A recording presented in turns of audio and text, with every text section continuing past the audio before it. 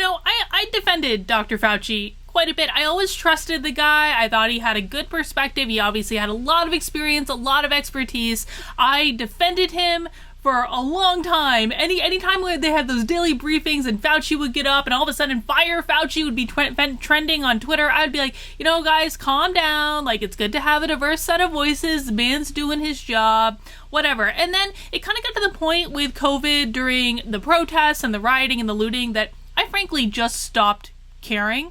I really did. I just stopped caring about the whole thing. You guys probably haven't heard me talk about this in a while because I just don't care anymore. I think everyone has lost the moral high ground in this discussion, and it's ridiculous. And then last night, I saw this tweet. Fauci, now on the cover of InStyle Magazine. Excuse me, what? What? What the hell is this? On the cover of InStyle Magazine? What? And before you think that, Colin, this can't possibly be real. This is a conservative troll to make Dr. Fauci look bad and undermine his credibility. No, it's real. It's real. Because you click on the link and you get to InStyle's website and there he is. Fauci on the cover of InStyle Magazine. Now listen, doing media can be fun. It can be. I've done a lot of media in the past several months. It can be really fun. You get to meet people you never really thought you would meet, or for people like me anyway, that I never thought I'd be in this particular type of position. It can be really fun. It can be enticing. I get it. And I don't necessarily think an average person should have to apologize for the type of media that they do. But InStyle Magazine? InStyle Magazine.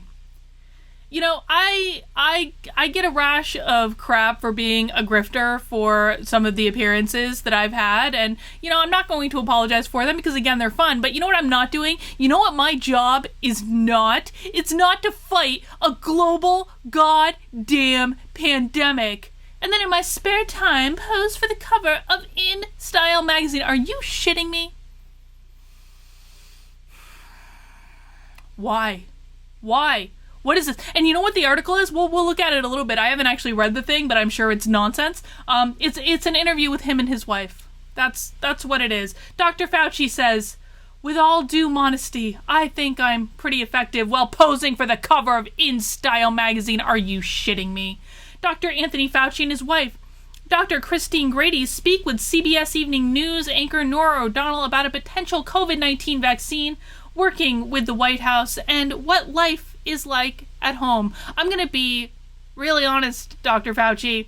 I don't give a flying flip what your life is like at home. I don't care. I want you to do your damn job. In a time when over 100,000 U.S. businesses have closed and will never open again, on your advice, on your strategy, you're taking time out of your busy schedule to have an interview with InStyle Magazine about what life is like at home? Are you kidding me? Are you kidding me? Let's just read the introduction here and see what this is about. Dr. Anthony Fauci has been well respected by the scientific community throughout his more than 35-year career at the National Institutes of Health. As an expert on infectious diseases, he has advised 6 presidents on the HIV/AIDS epidemic, and in 2008 was awarded the Presidential Medal of Freedom by President George W. Bush. And these are the reasons why I defended Fauci. Listen, I don't necessarily think it's a good thing for everyone on a team charged with trying to fix an emergency like a global pandemic. I don't think it's a good thing for everyone to have the same opinion or to see things a certain way. It's like you want to create a team of rivals because that diversity of thought, which we all want, diversity of thought is actually what's necessary to come to the best possible outcome, right? So I don't mind that. What I do mind is nonsense like this. I've known Dr. Fauci and his wife, bioethicist Dr. Christine Grady, for years as frequent guests at my husband's restaurant, these days mostly for takeout. It's also not uncommon to see them on their daily walks through the neighborhood. I caught up with Dr. Fauci and Dr. Grady on Tuesday to talk about when he expects a vaccine, his relationship with President Trump, and how the two of them are staying healthy and grounded during the coronavirus pandemic. No one cares. No one cares. This is like the worst possible optic. I just like, does this guy want to lose his job? I mean, maybe he does. Maybe, you know what, honestly, let's look in the article to see what he says about Trump, because maybe he actually wants to lose his job, because this is the type of thing that is just boneheaded. Like what is Trump supposed to do with this when everyone is already calling for his head already? I just don't understand.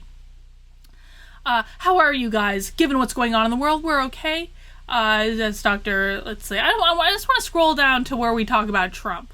Let's see. Blah, blah, blah, blah, blah, blah. It's been only recently reminded to us by the White House that you advised against people wearing masks in public. And of course, this was due to the surge because of the concern was about saving PPE for medical professionals. Do you regret that comment? No, I don't regret anything I said, because in the context of the time in which I said it, it was correct. We were told in our task force meeting that we have a serious problem with the lack of PPEs and masks for the healthcare providers who are putting themselves in harm's way every day to take care of sick people. That's what the dialogue was in the task force meetings, which led all of us, not just me, but also the U.S. Surgeon General, Jerome Adams, to say, right now, we really need to save the masks for people who need them the most.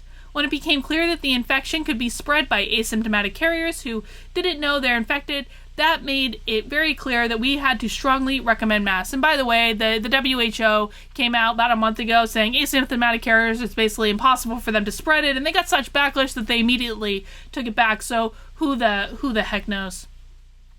And also, too soon, it soon became clear that we had enough protective equipment and that cloth masks and homemade masks were good as masks that you could buy from surgical supply stores. So in the context, blah, blah, blah. I really just want to know how he's working with Trump. Let's see. What does he say? Maybe I can even just find Trump. Trump. There we go. Oh, no, that's not what I want.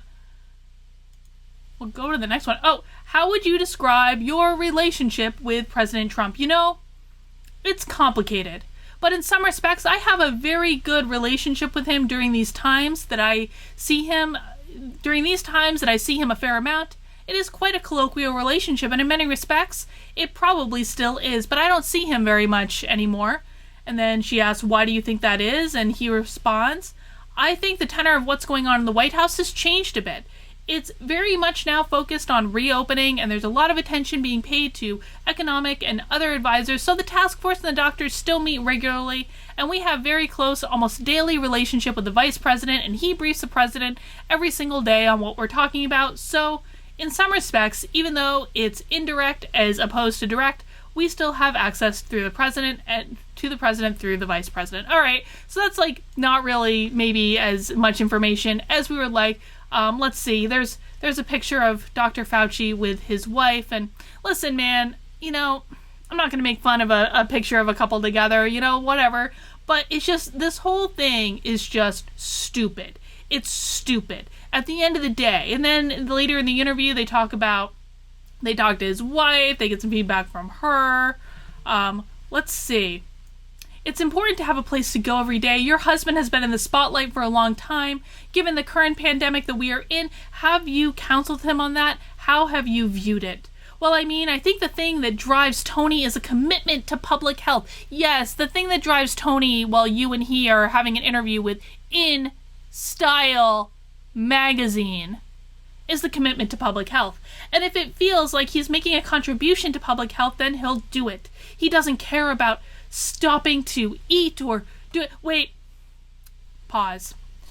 He doesn't care about stopping to eat or doing other things that are normal. You two are literally in an interview with a fashion magazine, not even a top tier fashion magazine, like InStyle. And listen, I haven't read like women's magazines in years, so maybe this has changed. I don't know. But InStyle Magazine is not like a top tier like fashion women's magazine. It's like one of the lower brow ones, as I recall. I could be wrong. And this is what you are spending your time doing when you're saying, you know, he doesn't care about stopping to eat or doing other normal things. He just, you know, we just want to do this cover shoot for InStyle Magazine. Are you kidding me? He's committed and he works hard. People ask him to do things and he continues to do it, so when he gets criticized, it feels unfair to me because he is working so hard for the right reasons. And then the interview asks, what feels unfair? And his wife says that people are looking for things to criticize. I mean, for anything, like being on the cover of InStyle Magazine, while governors are around locking down their states again, like Joshua and I talked about it on Tuesday on our show, Nothing Remotely Controversial. He lives in Los Angeles.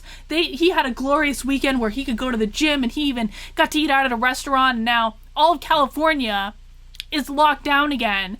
But it's okay because Dr. Fauci is working really hard and is on the cover of InStyle Magazine. All right. Just looking for anything to criticize, just any little thing. I'm sure those small business owners feel like it's just, any little thing. The small business owners that have lost their business because of his advice. Partially because of his advice. I think you guys get my point with this. I think this is absurd.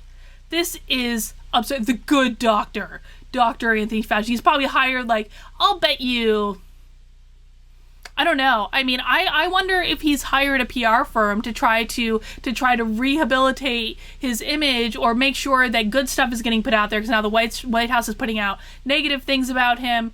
I mean, and I wasn't really paying attention. Honestly, I wasn't really paying attention to what the White House was saying about him. I just didn't care. I think the whole conversation is stupid at this point. But then, cover of InStyle Magazine.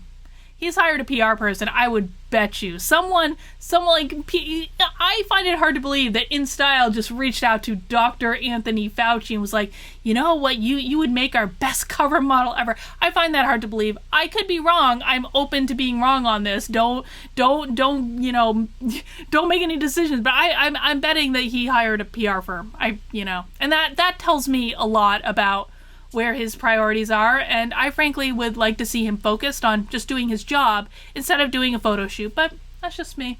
I don't know. Alright, that's all I got for this one. I just really needed to complain about this one, but listen folks, if you like my videos, if you like what I'm doing, please consider subscribing to my channel. If you watched my other video today, you know that YouTube basically got rid of 1,000 subscribers, around about 1,000 subscribers. They zeroed out my subscriber count from Monday when about 1,000 new people subscribed to my channel. So if you think you're subscribed, just double check for me to make sure you still are, and I will be back at you with another video very, very soon.